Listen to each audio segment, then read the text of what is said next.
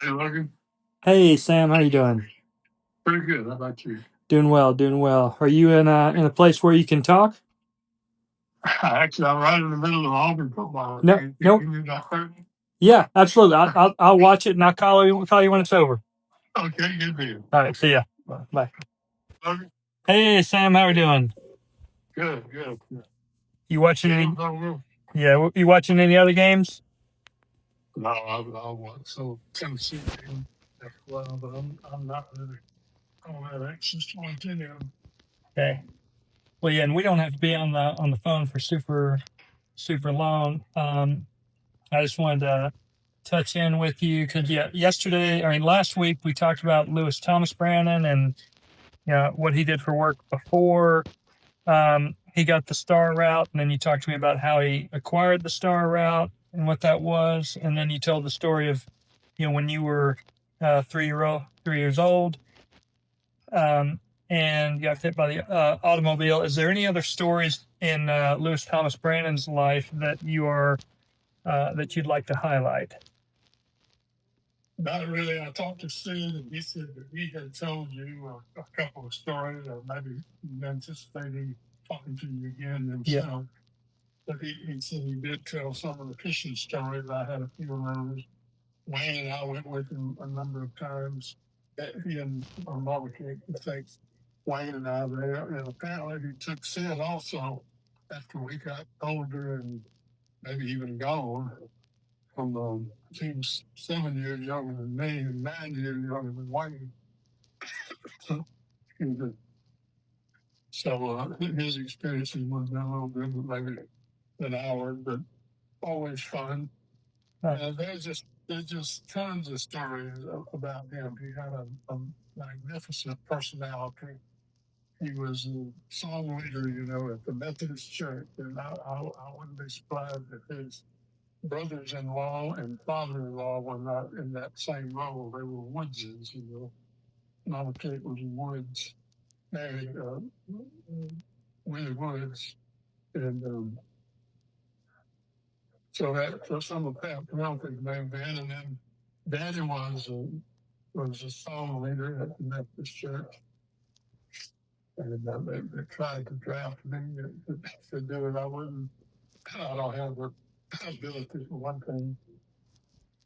But my son Clay that died, he actually performed that function a time or two in the Methodist Church. He was living with Linda and me in heaven.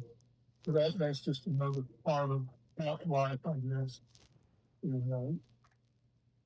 That's about all of it, I guess. I went to a nursing home finally. Daddy's sister, Eleanor. I only had one sister. And that was Eleanor. She didn't live here, and we couldn't look after Pat. We always had somebody that would sit with him, stay with him at home in his last years. And he kind of got to where he ran all of his help off, for whatever reason. They wouldn't act like Mama Kate, and he got all kind of reasons why he was not happy with his sentence. And eventually we couldn't get any, and Daddy found a nursing home over in Ozark that had a vacancy, took him over there. And I don't believe he lived more than 30 days after that. He didn't like the nursing home, and for whatever reason, maybe it was just his designated time, but he didn't last very long. He's gone.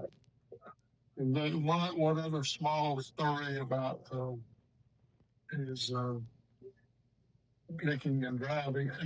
So he was not drinking when this happened, but he was driving his 1956 Chevrolet down Forest Street, right in front of his house. They just left his house and were going toward Dothan and got to the first little intersection, which is Forest Street and King Street, not too far from where I live right now.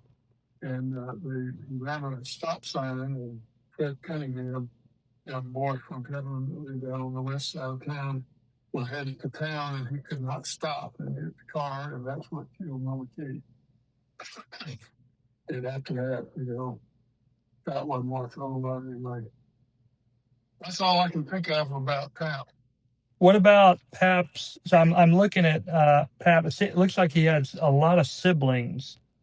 Do you know anything about like his parents, his the home that he was raised in? Kind of like who? Like it seems like he was a very extroverted person. Is that something he got from his father or his mother? Or yeah, talk about anything that you know about his first 20 years of life.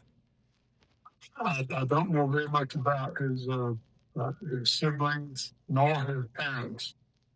His mother was actually still living when I was old enough to remember her, and Wayne and I talked about her several times. Her name was Amanda, and Amanda Smith Brannon, and she outlived her husband, Tommy Brannon. And their house, as I understand it, part of it was in Dale County and part of it was in Henry County. And most of the land that Tommy Brannon and his siblings owned in that area was situated right there. But the house itself was part in Henry County, part in Dale County. Tommy's father was Jehoiakim Brannon, I believe that's right.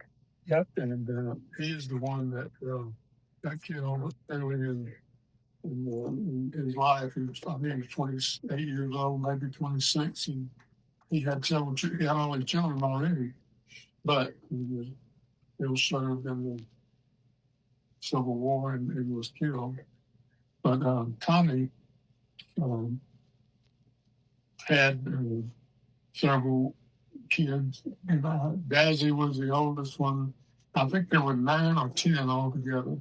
And I should can rattle off the names probably the next time you talk to him, but I don't remember any of them being very noted for being gregarious or earlier or any other kind of thing. That was just a storyteller and a little bit of a showman, and yeah, I mean, he lived developed that personality on his own. His son Julian picked up on some of it. He had a wonderful voice, and I was a good conversationalist. And, there's some funny stories about him.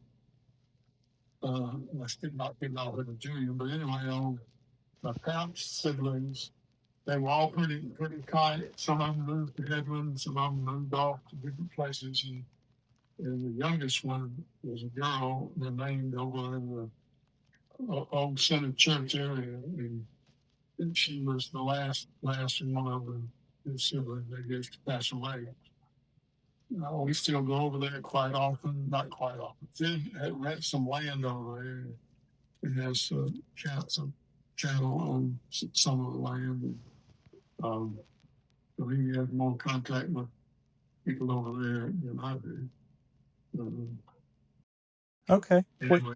Yeah, I think that's a lot of information on Pap, and then yeah, I guess I'll talk to Sid and get any more that he has on Tommy Brannon and Jehoiakim and Lewis's siblings.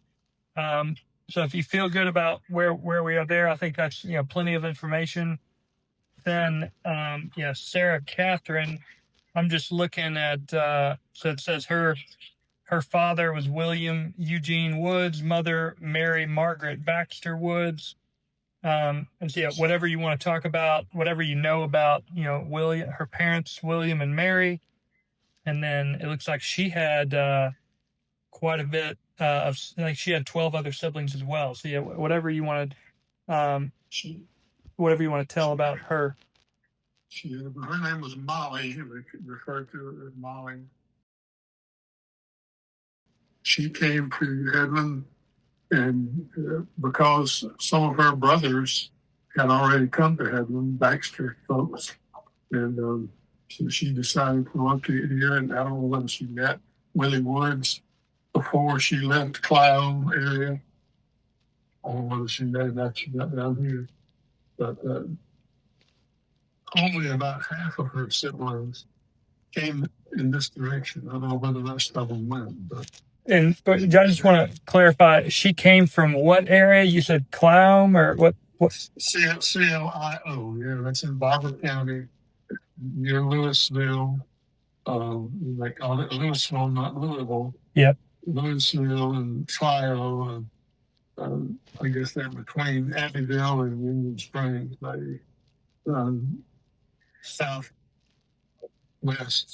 Barber County, and they were Presbyterian, and there are tons and tons. That's what Took, we called her Eleanor, my dad's sister. My dad's sister is buried in the church up there.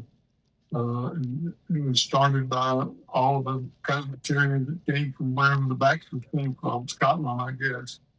And I mean, huge history of those people, but the land apparently was no good up there compared to agricultural opportunities in our area. And two or three of Molly Woods' Molly Baxter's siblings had already moved to Headland. And so she was encouraged to move here and came and married Willie Woods, and they had all those children. And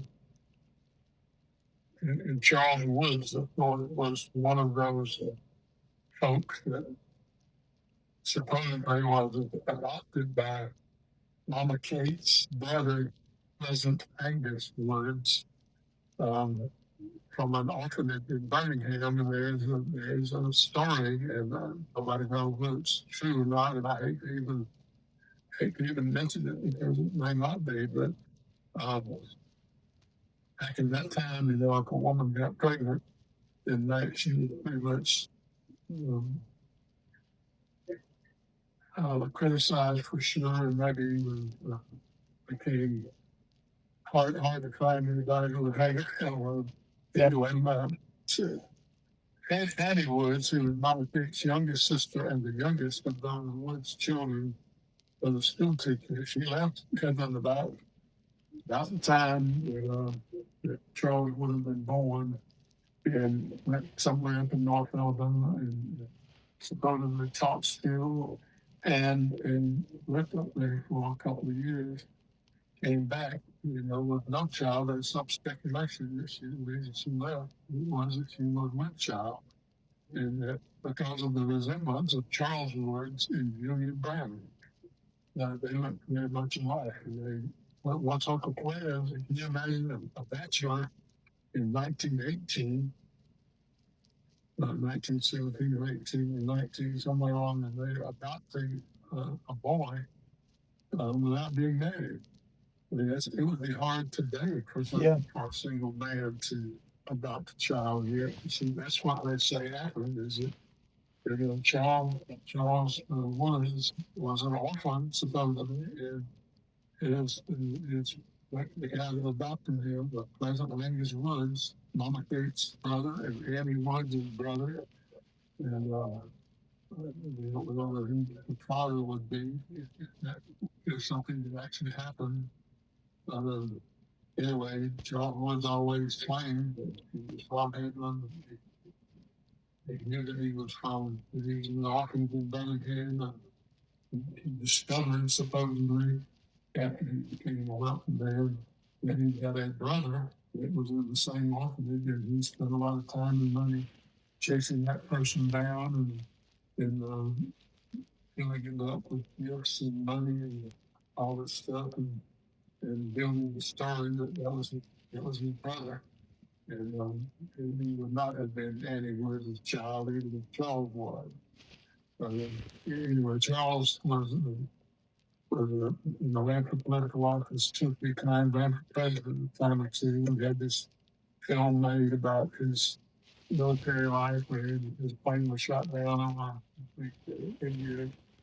He was flying a big oil transport plane, and supposedly was breaking in a new pilot, and the pilot did something wrong, and the plane crashed, and Charles was burned over the upper part of his body pretty badly. His face was pretty much gone, and the ears were gone, and his nose was gone. But he was alive and in the hospital for years and years, off and on after that, getting put back together. And accumulated captain's pay all that time, and laid out of the service. he came back to Duncan area and with Pleasant Uncle Players is adopted father, and Annie would have been his adopted aunt, I guess, in his mind, no, potentially his mother. But anyhow, he looked after Annie and Uncle Players until they died. Um, This talking about Charles and not about Molly Wood and Mama Kate. But Mama Kate, once she married out, she never learned how to drive a car. She was a great cook. She was a great pastry person, pastry cook. She would cook whatever Pat killed. If he would kill squirrels and rabbits and everything else and bring them home to eat. And I lost my taste for squirrel with him because he would, instead of cutting the head of the squirrel off and skinning it like you like any other animal like that, Pat would just pick the eyeballs out with a knife and pull the skin off the head of the squirrel and of course the skin off the rest of the body. But when they was cooking in that pot, it still had the head on it, looked too much like a rat to me. Yeah. I ate pretty up. I mean, there wasn't that much to it. And, it tasted good, it was like to me, but that was funny. But Mama Kate could make anything, almost everything she made had dumplings in it. We had Sunday dinner down there many times. The best thing in the world, Mom and Daddy would go and Wayne and I would go and sit. I guess maybe when he was born. But she's always a very good cook, but never could drive. Like I said earlier, get up at 4 o'clock in the morning and start on that mail route. Go to Duncan, pick up what they had for his spots north and deliver all those, spend a little time in Edgerville, come back home around lunchtime, and eat lunch at home just about every day. And then he head out on his route again after lunch and finish up maybe around 4 in the afternoon. And that was his route. And the pajama factory, which Birmingham and then I guess it would be like mid-50s, somewhere along there. It was a little textile mill that made pajamas and hired a lot of people and paid them not very much at all. But it was a job. Most little towns were anxious to get them, and businesses like that. And because it put a lot of people to work, even though they weren't making very much money, almost perpetuating low wages. And, again, the communities will have to have them, and cousins wanted that, and they came to Willie Woods, and at that time, Willie may have been dead. They came to Powell, who owned the property behind his own home at 108 Forest Street, and the home that their mother Van had bought, and they resold to Julian and Grace Brannon. The property I'm talking about was behind that 4 or 5 acres, something like that, all originally owned by Willie Woods. And Mama Kate, I guess, got it when Willie Woods died, whatever was left of it. They had sold off pieces, but they sold some property to Wex-Tex manufacturing company owned by some Duncan people. And they operated the pajama mill there for years, and at the peak of their season, I guess, because it had to have been fall before the winter.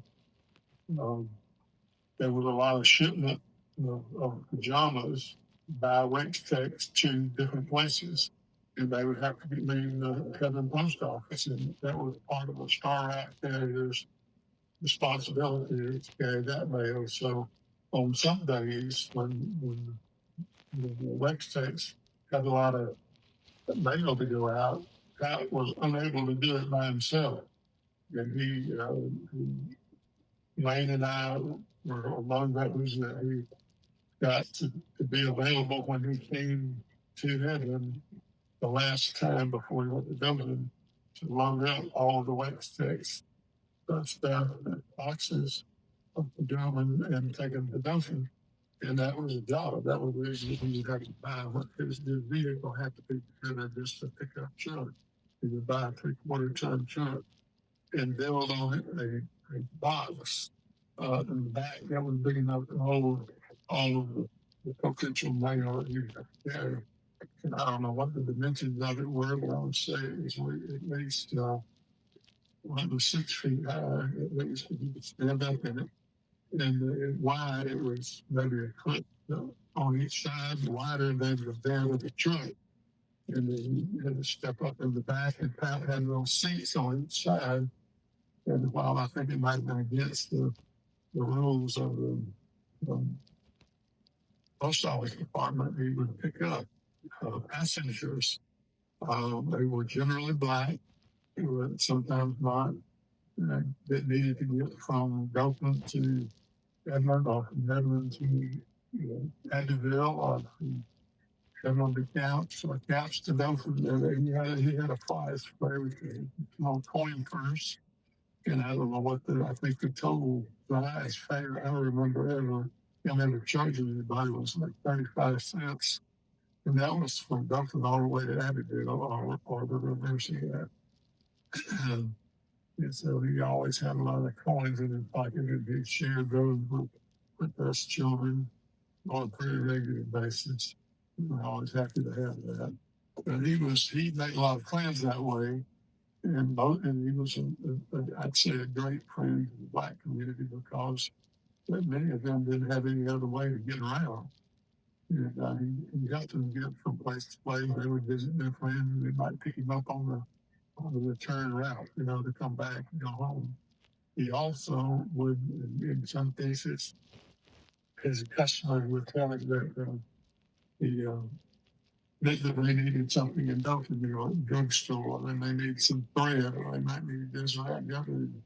They would give him the money, and while he was waiting in Dothan to come back to Redmond, he would go to the drugstore, which I think was owned by one of his cousins, or wherever he needed to go to get whatever his passengers or customers needed. He would get it, and we'd go by their house and just shop it off.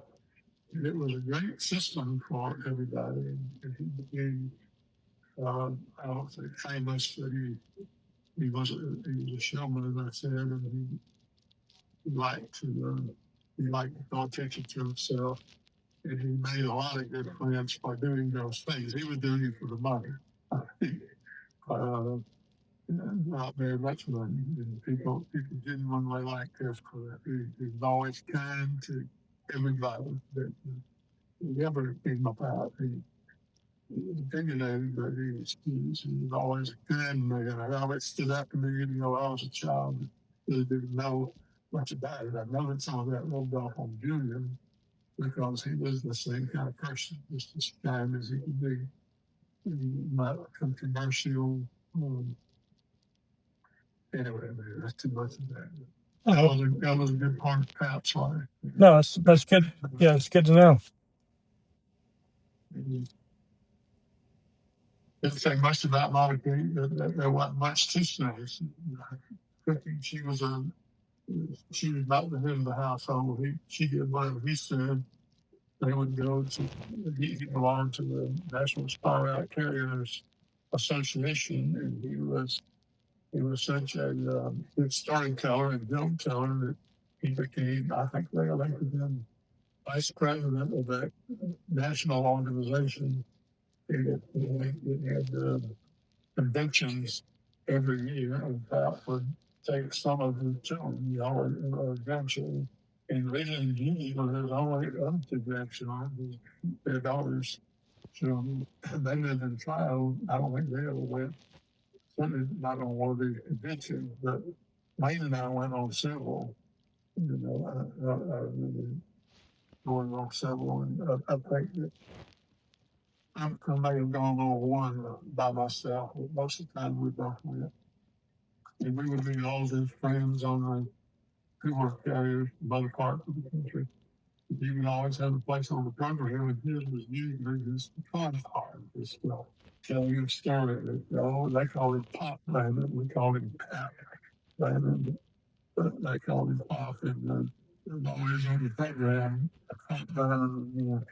Speak to the convention of media and tell to the story about whatever was going on. And our father went on to pick it up back. And they loved him too. And mostly it was had her eyes on something that some of them, they weren't really risque stories, but some of them had a little bit of whatever you call it. You know, and his audience and things like that. And that was always a good trip for us to see places we'd never seen. And I went to San Diego one time. That not San Diego, San Antonio. I mean, that was a good one. We went to one in Kentucky, Louisville, Kentucky. I remember meeting some people, girls and boys my age, children of other time. I didn't keep up with them after over the years, but that was a fun part of life. Yeah. They went to church every Sunday at the Heavenly Methodist Church. Good church. And I said Pat was a song leader for years and years, and then Bible class.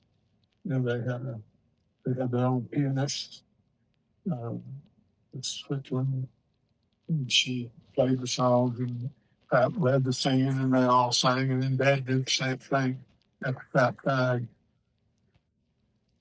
That's about all I can think of. So there's many, many more stories to tell you.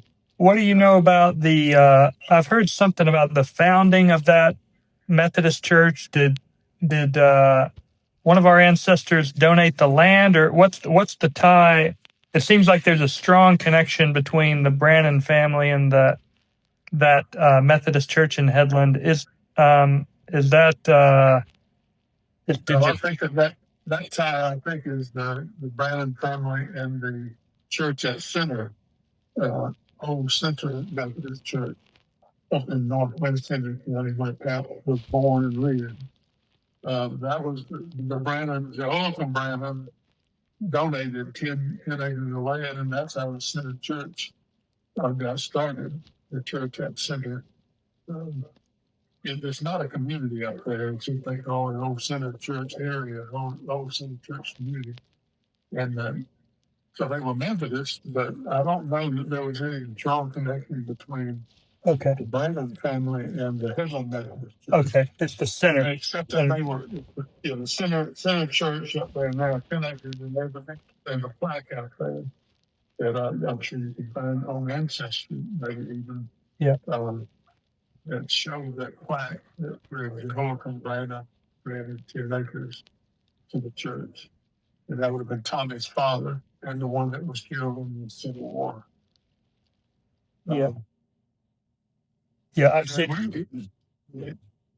There are siblings that Pat had around that stayed in that area. And those people, we know we're into them and we sort of keep up with them. There are probably 75 or 100 people that live in Heaven right now that are given to us by the coming from Pat siblings. Okay. The boys, female. Yeah, I'll read through. I see the list of the names of the siblings, and if there are any siblings you want to highlight, then we can do that. But yeah, you mentioned the first one, Dazzy Hillman Brannon, and then Leander Brannon, Richard A. Brannon, Harriet. Leander, I think, died in childbirth. Richard lived on and lived in heaven. And had a not fully matured, not fully developed child, but born in a house on North Railroad Street, not too far from where we live right now. He had some children that did live, survived. Evelyn Jones, her name was Evelyn Brandon Jones. Charlie was her dad.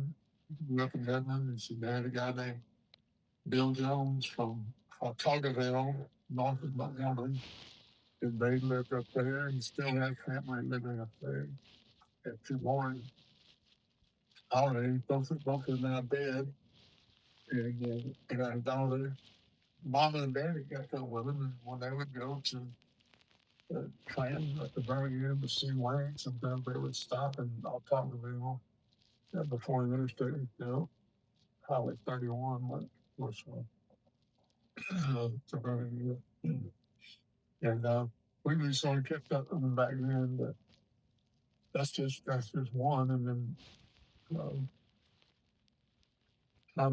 Joel comes siblings, 2 or 3 of those stayed in this area. And there are plenty of kid folks in the Newville area, the King Combs Home Center area.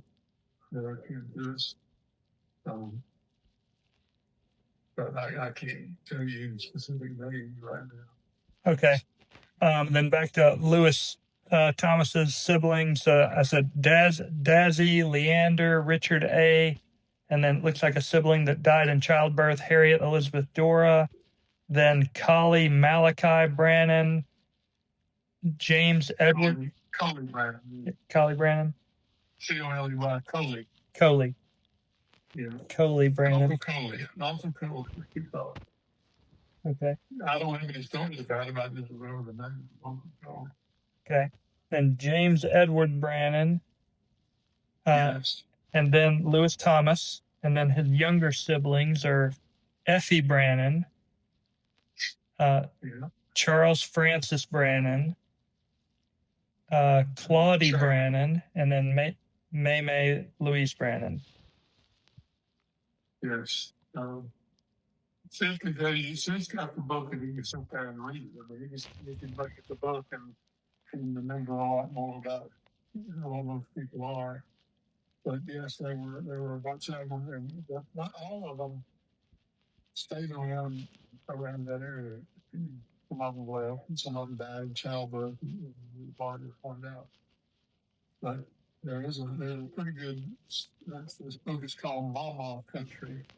It was assembled written by a lady named Snell.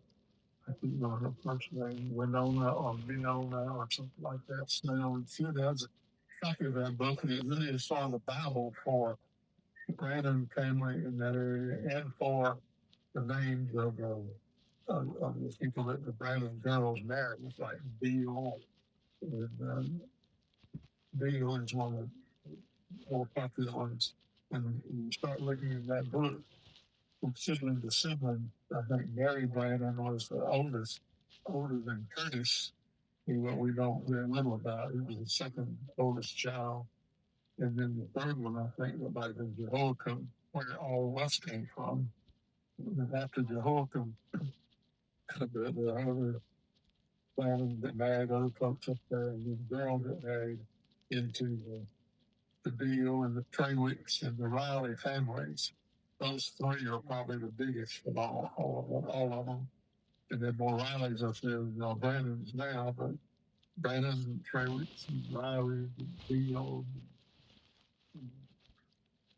What was the other I said? Anyway, a lot of people. Yeah, I see Mary. I'm looking at Jehoiakim's siblings right now. It's got his parents as Rosier. Is that how you say his father? Rosier Brannon, and then Anzilla Galloway Brannon. Yes, nobody has courageous enough to name any children Anzilla yet. But most of the other names came out of that. Curtis would have been Rosier's oldest boy, I believe. So it says there was an older boy named Sean. I don't remember I don't know if this is 100% accurate, but it says children Mary Ann Brannon, who married a Daniel Riley. But she was the oldest. Yeah, I think.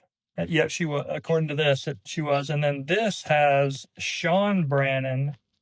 And S-H-O-N or S-H-O-N?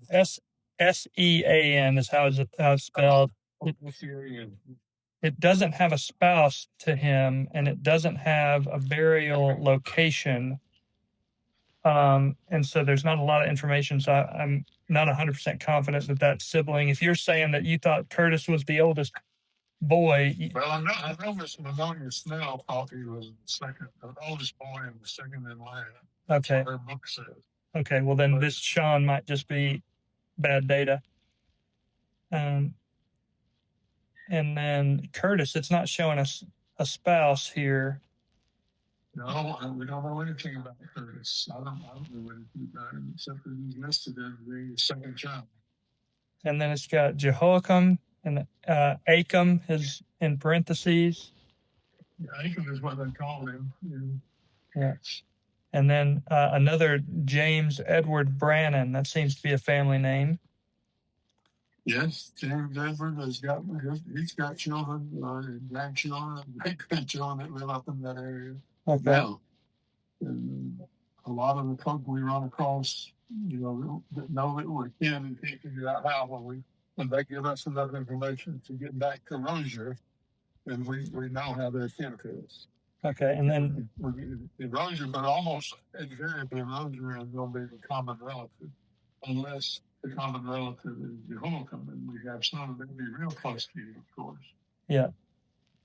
And then we've got Nancy Jane Brannon Deal. She married Lewis Henry Deal Jr. Yes, there are many Deals in the Newdale area. One of the Deal families that came from the Brannon mine. And then Mary Permelia Brannon. It looks like she never got married. Apparently not. Permelia. Yeah. And then I've seen her name, but I don't know anything about her. And then Lydia Brannon Riley. She also married a Riley. Yeah. Looks like she had a lot of kids. Yes, and I don't know whether that Riley was kin to Daniel Riley or not. Oh, bound to be. Somewhere. George Washington Riley. I know nothing about him. But again, that we find a Riley and say, well, it's a Brannon in my tree. And so ask a few questions, find out it was one of those Riley boys, and that's how they were doing us. So I'm looking at George Washington Riley. It looks like a younger brother is Daniel Riley. And so they were 3 years apart, siblings. Mm-hmm. According to that. Depending on when it was, it could have been Daniel himself that Mary could have been one of his nephews. Yeah. Named after him. Yeah. Those names repeat themselves. Yeah. And of course, there's some Brannon that married Brannon. That confuses it even more. Yeah. We got a John W. Brannon. John W.'s got some offspring that branched out up there. We trace things back to him, but I don't know anything about it. He shows up and looking for something. Okay, and then it says Sarah L. Harrington Brannon, and she married James Arnold Balcom. Balcom, yeah. And then we came to Balcom. She's going to be your best storyteller about all of them, because some of the later generation of those other names. Okay. And then I know plenty of deals. There are plenty of deals that I know, but I don't know anything about. Yeah, most of the video I'm going to have it's going to be on your grandparents and parents. But this is good to kind of get background information. I might have little tangent videos where we go do a deep dive on Jehoiakim's siblings or something. Yeah. All right, so I think you've given me a lot of information on the Brannons. We understand who they are, where they're coming from, what Lewis Thomas is doing for work. I see there's an age difference between Sarah and Pap of 7 years. She's 7 years older. Was there, did anybody ever talk about that? About them being, her being a little bit older when they got married? I didn't even know. I don't think that's. Oh, so I don't know if it, but I don't think so. Okay, this just shows Lewis Thomas Brannon, born in 1887. That's right. And then this shows Sarah Catherine being born in 1880. And so, but I never heard that before. yeah. And Molly was born in 1857, and so she would have been 23 when Sarah Catherine was born.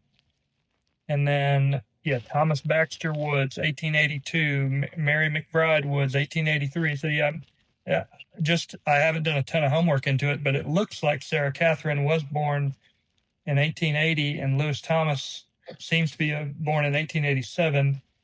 And then they got married in 1912.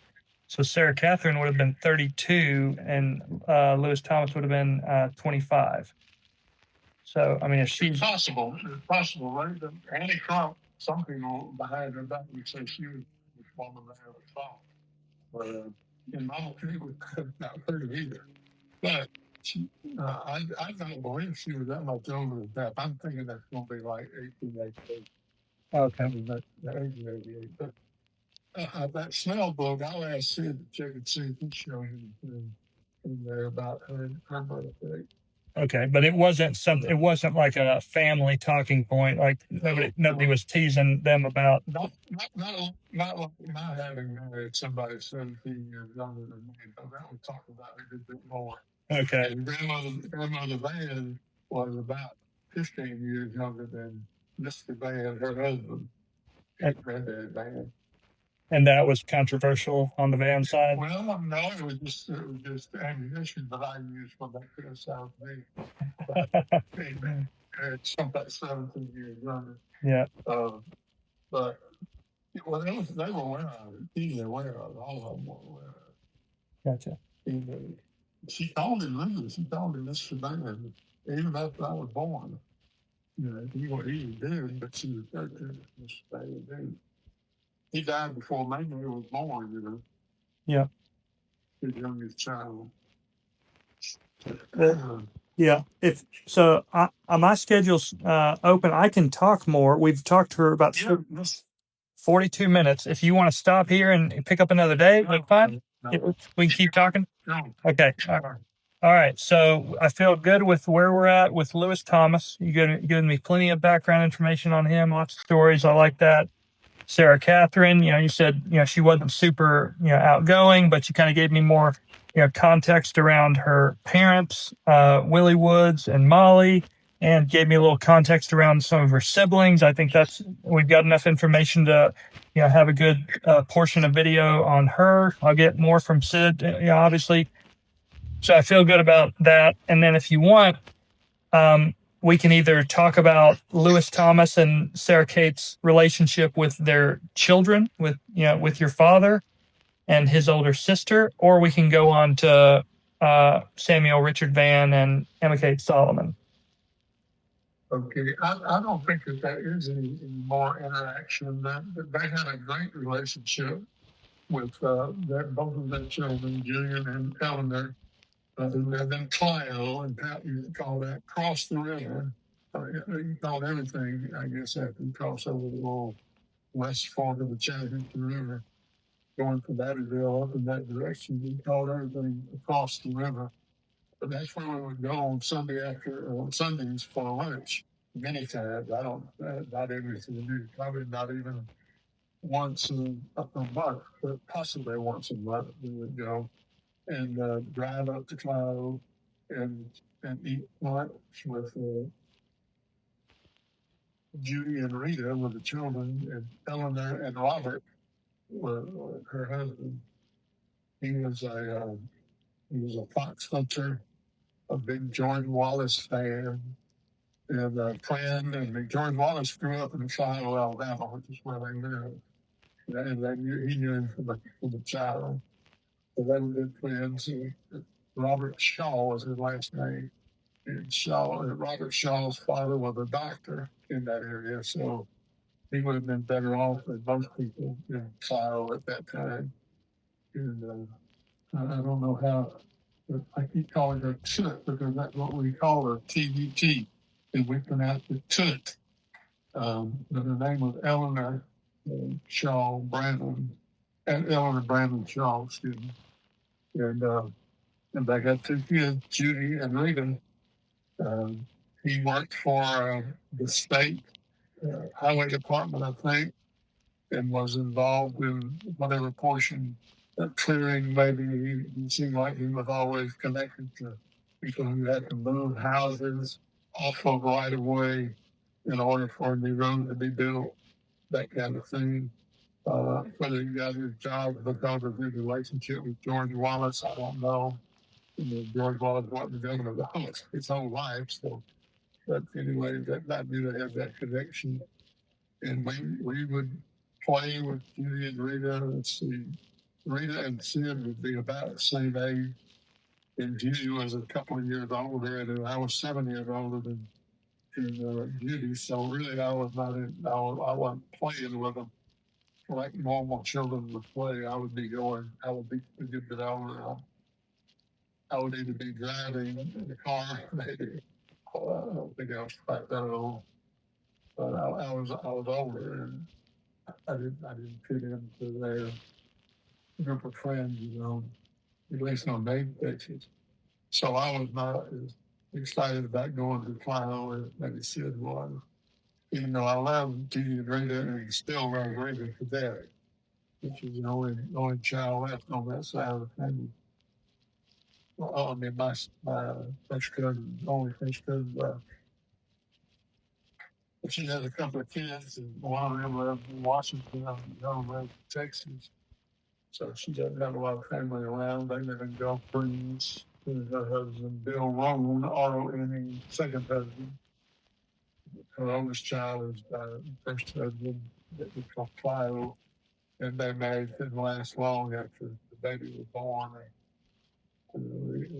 They wound up raising that child by herself, and she married Bill at some point, and then she and Bill had a child. And that's the only children they had. But Ralph and Mama Kay had a great relationship on there. Her room was in the front of the house. I wound up with that house. They sold it when Pap died. Mama Kay had died earlier in that car wreck. When Pap died, Daddy and Tut were the owners of the house, and they sold it to somebody for, I want to think it was like $14,000.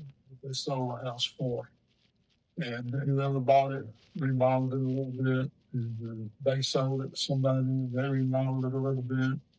I think it changed hands 2 or 3 more times, and then a guy that was in the service bought it, and got a VA loan on it of $35,000, and bought it and did some rehab work on it. And after I moved, Linda and I moved back from Montgomery, had been living in Birmingham, and my work had me on going to all those states. So we decided we could live in Dothan. This is easy as we could anywhere else. She didn't like living in Birmingham. She didn't like living in Montgomery, where we lived for a little while. So we wound up coming back, looking for a house in Henryville. It was not available at that time, but we rented a house in Dothan. And during that time, the house that Pap and Mama Kate bought in 1918, and that Daddy moved in when he was 6 months old, came available again, and I bought it from the bank that had foreclosed on people who had the VA loan on it. And then we turned around and spent a bunch of money on it, and moved in it and lived there until in the last few years. When Linda moved to Auburn, and I bought a different house, and we sold that one to another young couple. That's more house history than anything else. Now we got way off from where you were asking about having a momentary relationship with Julian and Eleanor. I said, top notch. Everybody was tight as they could do. She just lived in Florida, and we didn't see her that often.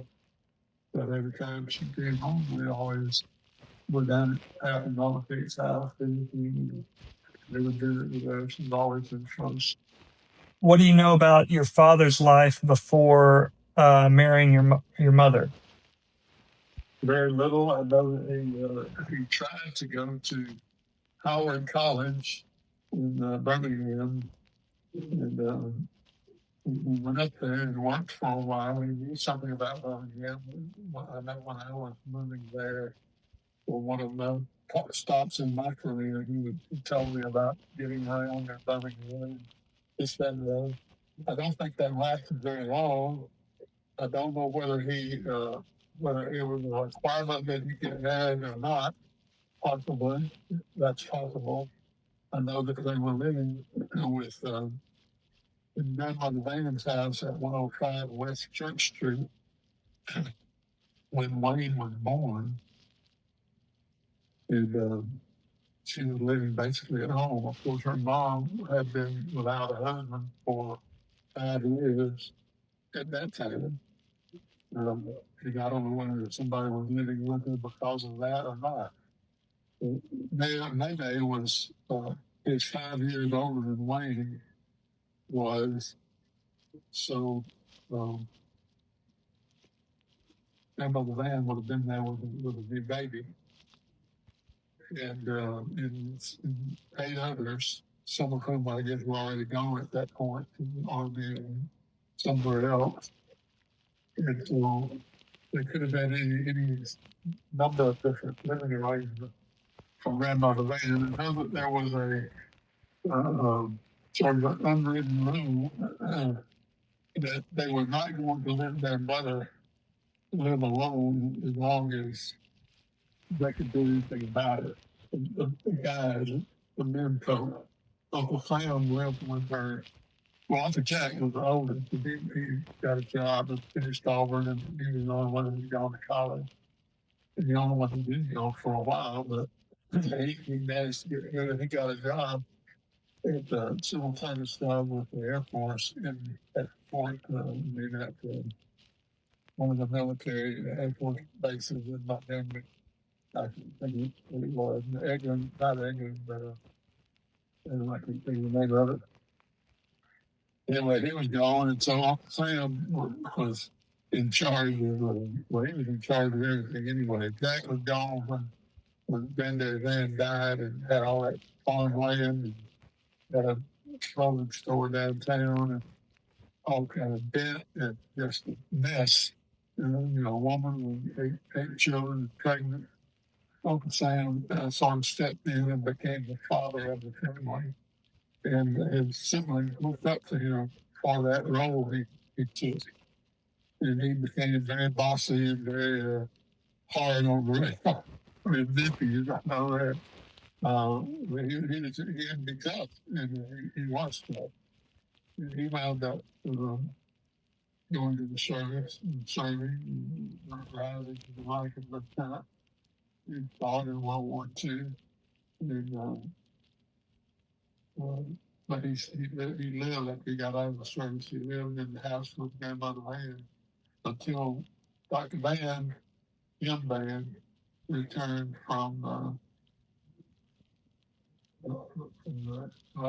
he went to dental school, went through dental school, and then started, I guess, in dental school, and then maybe went into the service in order to have enough money to finish dental school. And Uncle Sam didn't leave until Jim came back from that. Which would have been like 1950, somewhere along there. Dr. Van got called up to the Korean and talked to that second command. He served twice in the service, 2 different wars. But once Jim came back, he was never married.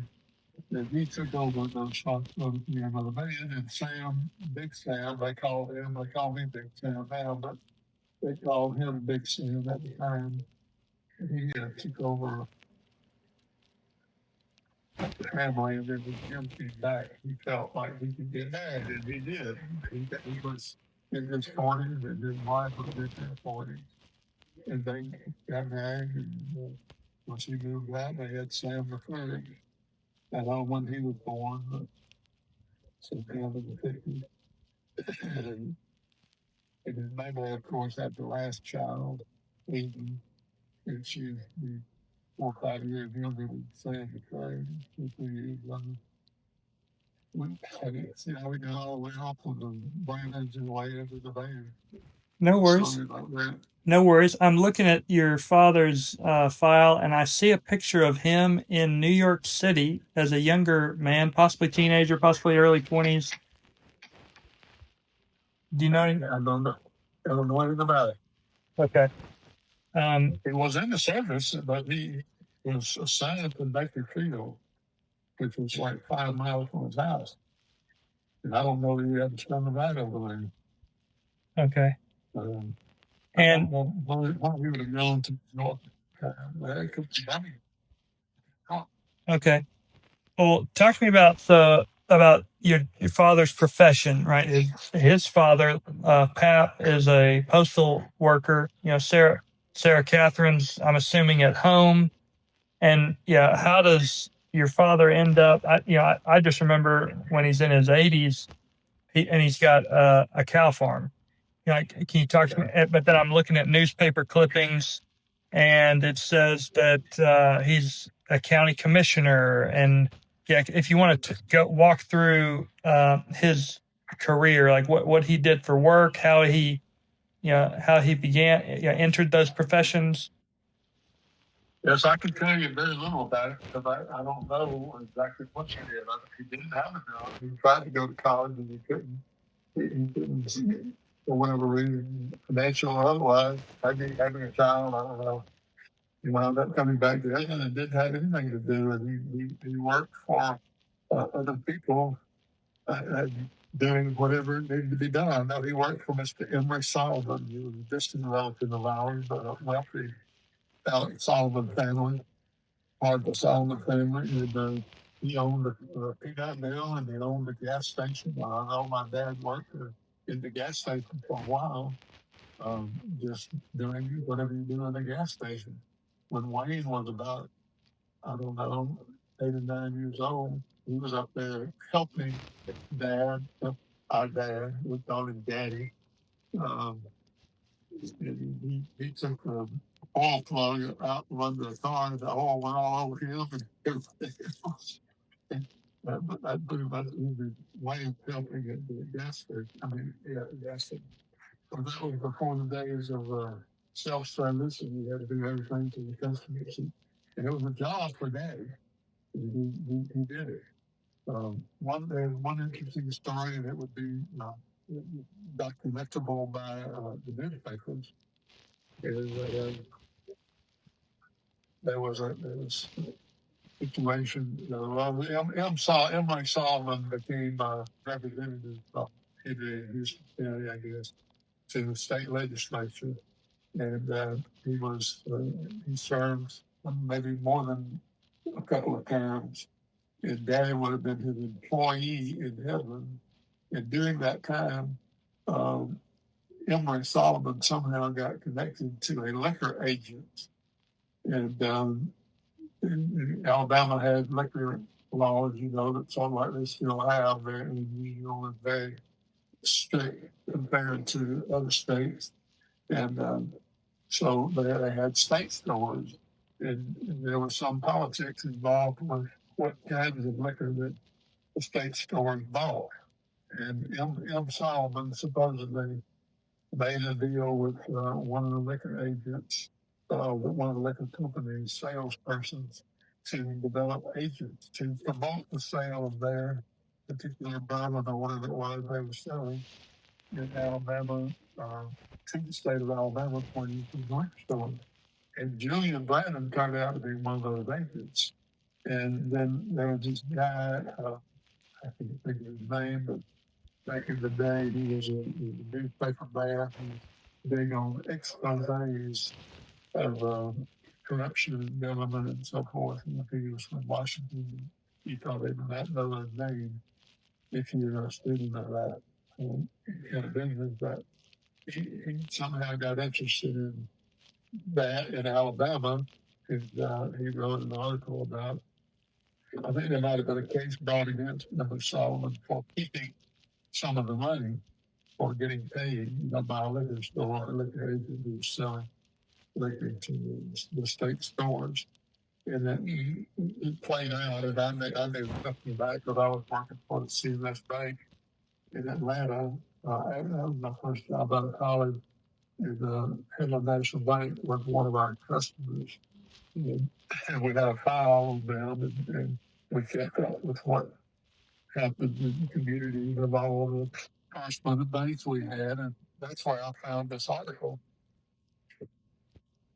And it told about that expose being written about the way the potential possibility that there was corruption in the liquor store business. And then Julian Brannon that were interviewed, and he said, yes, he was a liquor agent. Yes, he got paid. And he wanted to know what he did with the money. He's like, I got it. And that's what he was supposed to do. If he was promoting the sale of a certain kind of bourbon. But the expose was trying to pin on Emory Solomon that he had all these people that were otherwise connected to him that were serving as liquor agents. They were keeping it back to him. And of course, that would have been illegal as hell. I don't think they ever proved anything on him, but it's kind of like being accused of child abuse or rape or something about rape. But, you get accused of something and just the accusation ruins your reputation. Yeah. And Solomon sort of felt like that's what happened to him. Julian Brannon, he's not smelling like a rose because he's a vegan. But He didn't pay it to him. no, he didn't give it back to anybody. All he needed it. And M. Solomon, is that person related to Emma Kate? Emma Kate Solomon, well, yes. I mean, their father is one of their relatives, but not brothers. Okay. They were about second and third cousins. And that Solomon family is still around. They owned the other bank in town in 1933 when they had the bank holiday, and that bank folded, or actually it merged with the Headland Bank, the Esty Bank that became the Headland National Bank. And it's still owned by not only Esty family members and now Vann family members, but the other part of the bank is owned by the Solomons that own the Farmers and Merchants Bank that had to fold in with Headland National during the bank holiday following the 1929 crash. Okay. So your father, got married, early in his life, had children, was working at gas stations, trying to make, ends meet, got this job, helping, promote, local liquor or whatever. That's right. That was just one of the jobs. And then later on, not too long after that, Uncle Sam got a job as a used car salesman at Solomon Motor Company, not the same Solomons, the different set of Solomon from Dothan, maybe even unrelated to the Solomon that Headland. But Uncle Sam got a job as a used car man, and he worked for a guy named Louis Oppert, Oppert, who I think was the general sales manager of Solomon Motor Company Chevrolet dealership in Dothan, big one, and a good company, a good place to work. He hired Julian, his brother-in-law, as a car salesman, and got a good one. And Daddy did very well, selling cars, used cars, and eventually anything they got to sell he sold. But he worked there for a long time. And in fact, I guess most of the time that I was in school, he would have been employed. If he weren't by Emory Solomon at the gas station, then it would have been with Solomon Motor Company at car sale. Okay. And toward the end of his career in the car business, he had the opportunity to go in with a guy named Sam Carr, who had married a Solomon girl who was my mother's first cousin. Sam Carr married Lucille Solomon, and Sam Carr was a local Headland boy and had some short of stature. He was a bright guy, he had been in the hardware business, I think, himself, and not with his father-in-law was Ralph Solomon, who owned Solomon Hardware Company in Heaven. And Ralph Solomon was his grandmother Van's brother. So, but he knew something about hardware business. He wanted to open a new hardware store in Heaven. And so Carr Electric and Supply was born, and that was owned by Julian Brannon and Sam Carr, 50-50. And it's 51-49. I don't know exactly how it was divided up, but I know that Daddy borrowed $8,000 from the Heaven National Bank to buy his initial half interest in the garage in the hardware store. And of course, the merchandise was financed by the merchandise manufacturers, usually most of it, a lot of it, financing and things like that. But then they borrowed somebody from Heaven National, in addition to that, for working capital. And Daddy managed to pay the interest on that loan for 8 years, but he could not reduce the principal. Didn't make that kind of money. This was when I was about 16 until 18, 19, or 20. I don't know how many. Well, if I was 15 when they started. I would have been 23 when he sold out of it. But anyway, he stayed in it for 8 years, and he turned around and Sam Carr paid the same $8,000 back to pay the bank note off, and he got out of that and went to work for Charles Wood selling out. I think that was his next job. He also did very well at that. I'm sorry. What was that again? What did he do after with Charles Woods? After Charles Woods, he went. No, what did he do? What did he do with Charles Woods after he got out of that? Charles Woods had come back from the army, having recovered from his burns and all that, and he bought a bunch of land and started a development business, land development and home building business. And Daddy went to work for him. Okay. And they could have been first cousin. Who knows? But if he were Eddie Crump's illegitimate child, and they were first cousin. And they're closer again than we thought, I think. But all the rest of the Woods children were Daddy's first cousin.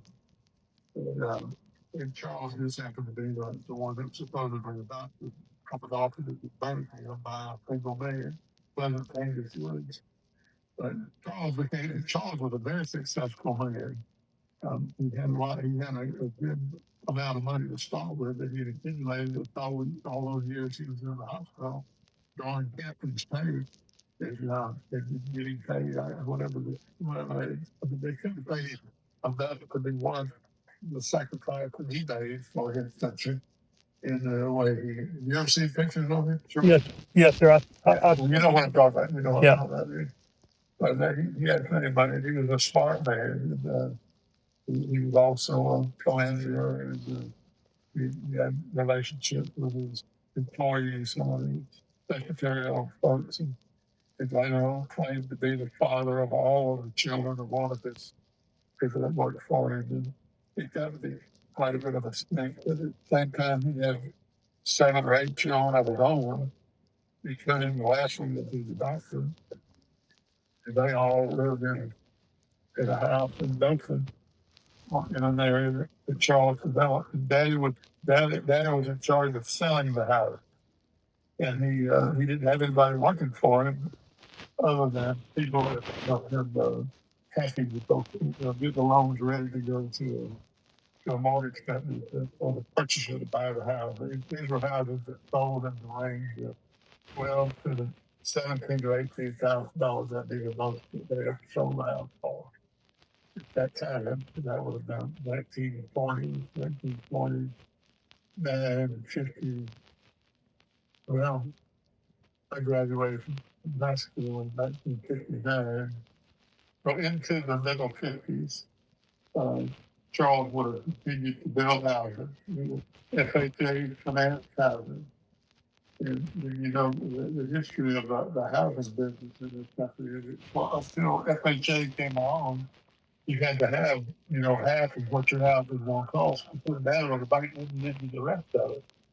So you either lived in a shack or you had the money or borrowed money from somebody and the bank would lend you about half. And then, right after the war, when that thing was started, and all of a sudden people could put up 10% or less than that if you were a veteran and get a house.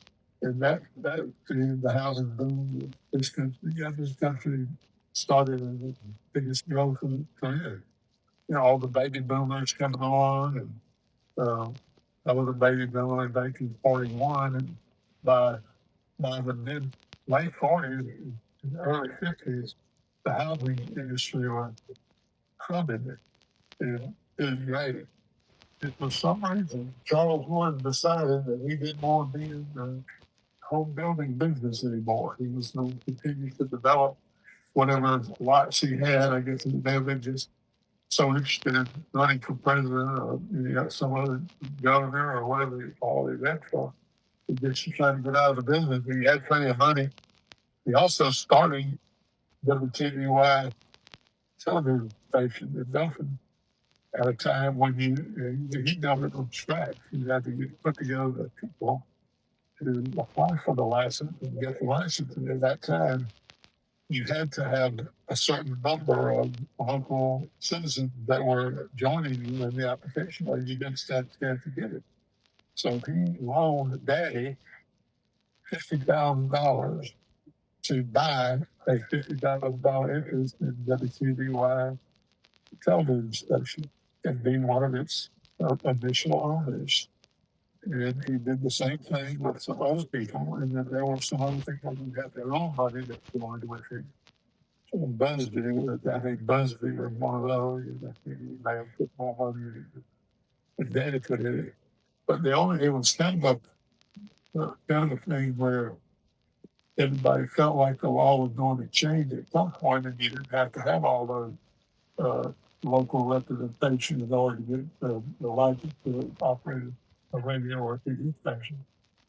And that's what happened eventually. They changed the law, and Daddy Charles turned and bought Daddy's interest in the company under. He had agreed to do that from the beginning. I don't know how I knew about all this, but somehow I did. That's the money that he used to build a house at 102 Brentwood Lane for cash. That's the only house he ever built for himself, and the biggest asset he ever had. Himself. His wife owned some real estate. She had her dad, some of which I own there. Sid owned some of it, and Wayne owned some of it for a while until he sold it to me. Whatever we do with mom and dad. But so briefly, Dan was involved with WTVY. He would go down there, he knew all the people and all that, but he was just Charles's man. Uncle Glenn was involved, and Charles was Charles is adopted father, or uncle. That is you maybe one shot. He was always at the station. And Charles identified me as his dad. On the players, his daddy could be adopted me. And so he was always on it. But when Charles could, he bought Daddy's interest back, and then he bought out the other. I think Busby, I don't know whether Busby stayed in the group or not, but I'm a big player. Charles was a very, very, very wealthy man. He assembled all the land around the Dothan Airport, which at one time was located sort of in Dothan, not where it is now. And he got involved in politics early. He supported John Patterson for governor in 1958, I believe it was, when he ran against George Water and beat him. He became governor of Alabama. John Patterson did, and Charles Wood was one of the big supporters of that area. And supposedly, his payback was going to be that Governor Patterson would move the Dothan Airport, would get somehow the money to relocate and expand the Dothan Airport. And Charles knew that was going to happen, so he bought up all the houses around it. Old rundown houses. He didn't. Nobody wanted to live next to the damn airport. And he got them real cheap. And then when he got to the other and they started to build a new Duncan airport, and they stopped operating up there and sold the biggest portion of land to the city of Dothan for Westgate Park.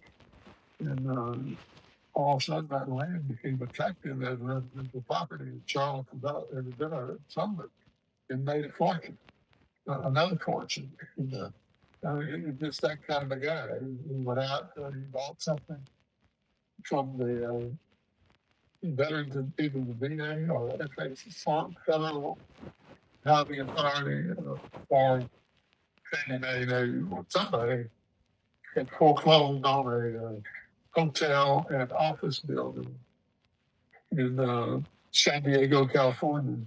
And it was listed for sale and go to the public. The government took it back, so they had guaranteed the loan to buy it. No, bought it for something like, I don't know, $10 million, something like that. I can't remember the exact numbers. But he actually went out there and he had a restaurant in the bottom of it, and he had to start a restaurant, and that's how he got to know all about the restaurant. About that time, we were trying to operate the Porch Cafe in Lebanon. We would come home to visit Fred and Annie Trump and all the rest. And so we would come to the Porch House and tell me how to run the damn restaurant.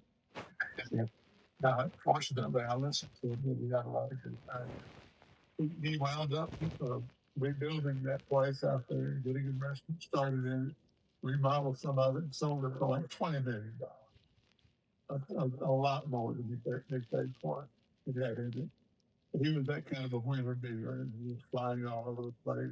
One time he sent Daddy out to an auction that was occurring somewhere in Arizona where a B-52 or some kind of plane, I know nothing about planes, but it was some kind of plane that he was familiar with, and he was going to buy it.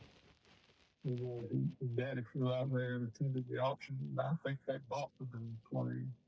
It was daddy didn't know how to fly anything, so somebody had to fly it back, and they arranged all that. But Charles was just a wheeling dealer. That was Daddy's base career, and then Charles decided he was no longer going to build houses. He probably just got tired of it. It's a continuous business. Um, he he sold that and gave Daddy several lots that they had developed in different places. Some in Dothan, some in Enterprise. Seemed like there were a couple of you following. They had developments in all those places where Daddy was selling houses normally. Charles wanted to continue to go on and be a business for himself. And he never had to follow, if you will, financial resources to hire into anything like that. And when this happened, he had to. He didn't have any choice. I mean, he then became a builder. And it was somewhere around 1980. I remember seeing after having gotten a degree at Auburn, went to Troy and went on to Auburn and got a degree, and I'm not sure what. But he came back and farmed, basically. The land, property, and maybe some other land that he could rent. And in 1980, there was a drought that wiped him out. He didn't have much equipment, and he was just kind of farming on a shoestring. If the farming business had been really good, or it hadn't had the kind of interest rate hikes that we had in that area, that era, he might have done well, but he wound up having to just get out of the farming business. And he started working with Dad in the Julian Brannon construction company, and they built houses. They built several houses together. She built some separately. Daddy built some separately. He started by building on the lots he was given, and in Enterprise, and he got those sold and made money. He would buy another lot or two, but he was not a wheeler dealer like Charles. He was afraid to step out and really do something big. Kurt could have been to become wealthy down here, which is easily and all the rest of them. Charles did. But Daddy continued in the business and did, that housing is up and down, depending on interest rates and population growth and general economy and all that kind of stuff, mainly the interest rate on the house mortgages would encourage people to buy. And when he got off into the roofing business, part of an adjunct to his construction business, when he couldn't build himself houses the way he wanted to, and when he got older, he divided up the van land. His mama got what she got, and he had clay, my boy clay, and others that he could hire, put fences around it, built a barn out there. And he spent the last years of his life, operating that place, and all he owned was the cow. His wife owned the land in her name, nothing left to her. And he owned the cows. Initially, what I was told, the Brannon Sept cattle company, they rented all the grazing land on the band property for years. When Wayne and I were in high school, elementary school, high school, we would work on the farm, mainly on the cattle farm. Occasionally, we would have to, harvest the peanuts, and we did. He wasn't ready. He had somebody working for him doing that, and we would have to work, like if you fed a peanut picker with a pitchfork. Peanuts that had been stacked on poles, dry out and pull the peanut picker up to it, pull them off the pole and go up, throw the vine and peanuts into the picker. It would pick the peanuts and throw the hay out the other end, or what would later become baled hay. We had to do that a little bit when we were in high school. That was a nasty job, and all of our friends and teammates did the same thing because their parents were farmers, and when it came time to harvest peanuts, everybody had to be around to do it. But anyhow, Julian, back to Julian, he had the cow business. First cow I think he bought in 1947. I was 6 years old, and Wayne was 8. And bought 100 cows, and we started with 5 cows we bought from the Jackson Gun Day, and we put them in the pasture behind our house at 102 Forest Street, which also extended down to 108 Forest Street, where Pat lived. It also went behind 104 with West Church Street, 105 West Church Street, where Grandmother Vann lived. So there was about 2 or 3 acres back there in the back that was left over from the old woods farm. Some of it had been sold to the Methodist Church Cemetery and other people, and some of it was sold to the Methodist, used for the Methodist factory when that was in that business. We talked about that earlier. And then later on was used by Wex-Tex manufacturing. It was sold to my pal.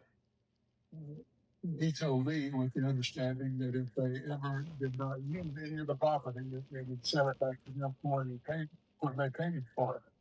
Well, they wound up not using a portion of the land, and they never would sell that back to him for whatever reason. And but we always rented it. We always rented it back from them. That first year that I kept, where I kept my show calves. Wayne didn't do much show calf work. He was gone these my last 2 years, and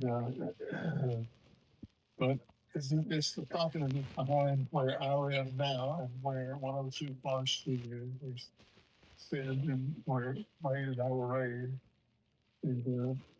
And she still owns the house, and probably can move in that house and out of the one at 102 Brenda, and try to fix that up and sell it. But anyway, guys, I'm just rambling. To get back to where I was. How about Julian's career? Yeah, I think that covers it pretty well. Like, you told the story.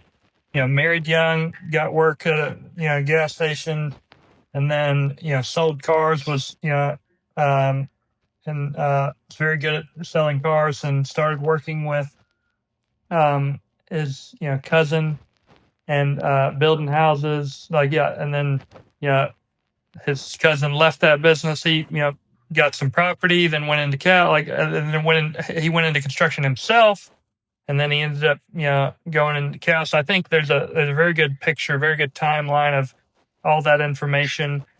I think we've kind of explained Lewis Thomas and Sarah Catherine well enough that we kind of understand where he's coming from. And then if you want, I don't know if you want to keep going, we could go on your mother's side, or if you want to, I can talk to you another day. Whatever you want to do. Yeah, let's save that for another day. Okay. All right. I'll be too long. I know a lot more about them than I do about any of the others because we were, they all kind of grew up and raised, stayed in the Henley area. Okay. And, there's a lot of say about them. Yeah. Their family, because of its numbers, would have been far more of a dominant family in this area than the Brannons would have been in Henley. Yeah. Not the least of reason would be that Edith Vann, who was my mother's oldest sister, married Major Esty. And that I joked about it, the connection with it. Fans started celebrating then and stopped celebrating since. Because Esty's owned like 18,000 acres of land in Henry County, in Down County. And made it something interesting, but they were big landowners. They owned the bank, they owned the merchant, they owned the Esty Mercantile Company, they owned everything.